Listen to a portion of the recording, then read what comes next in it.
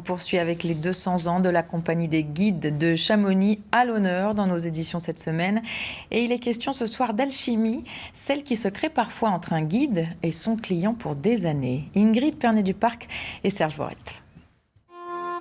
On n'a pas tous les mêmes films de vacances. Eux, c'était à 7000 mètres d'altitude au Kazakhstan.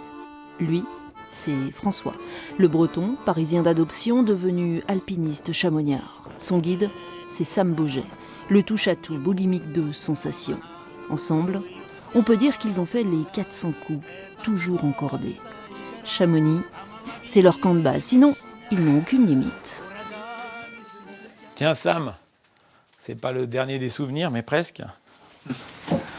Oh, excellent. C'est quand on était seul là. Là on était tout seul, ouais.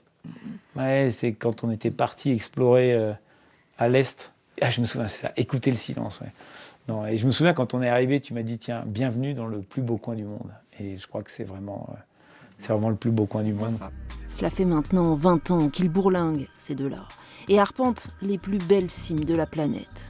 Et pour François, le client inexpérimenté, cela commençait plutôt mal quand il est parti avec son premier guide. Je sais pas, ils appellent ça des butch ici, là, je crois, mais vraiment le butch bien comme il faut, quoi. Il n'est pas sorti un mot de tout le week-end. On n'a pas l'impression qu'il prenait du plaisir, et donc j'ai pas tellement aimé, et donc c'est pour ça qu'après la deuxième fois pour la Vallée Blanche, je me disais bon, je risquais rien, et puis de toute façon j'avais envie de faire la Vallée Blanche, et il faut la faire avec un guide. Et là c'était avec André-Pierre Rem, donc super rencontre, et qui m'a donné envie au moins de revenir. Et de rencontrer Sam Boget, son guide, celui qui est devenu au fil des cordées son complice.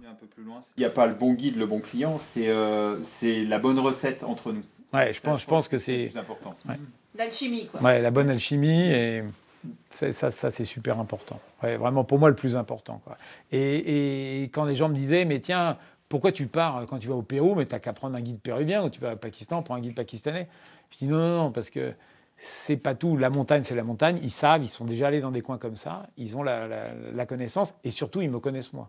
Donc ils savent, après des années de grimpe, où sont mes limites et où est-ce qu'ils peuvent m'emmener. Et j'ai confiance dans leur capacité à me jauger et à savoir jusqu'à où on peut aller. Les limites, on les donne nous.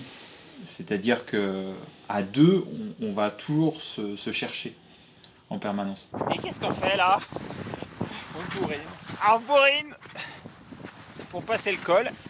Ils vieillissent ensemble comme des gamins, en jouant à se faire peur, cap ou pas cap. Les sales gosses enchaînent les sommets, les vallées et les météos. Bon ben ça souffle un peu aujourd'hui sur Sam. Ouais, 4 jours que ça souffle et que ça fait pas bien beau. Alors on attend. On était bloqués dans ma petite tente là. C'est une Hilberg là, pour grand vent. Elle faisait 2 mètres de long, 1,50 m de large. Donc on a passé 5 jours dans 3 mètres carrés. Tu vois. Et la seule chose qu'on faisait, c'est toutes les 2 heures, on sortait pelleter la neige pour éviter que la tente s'effondre. Si guider et de permettre à chacun de réaliser son rêve, alors c'est gagné pour ces deux montagnards que nous raconte Gilles Chapaz dans son roman des guides, à suivre demain.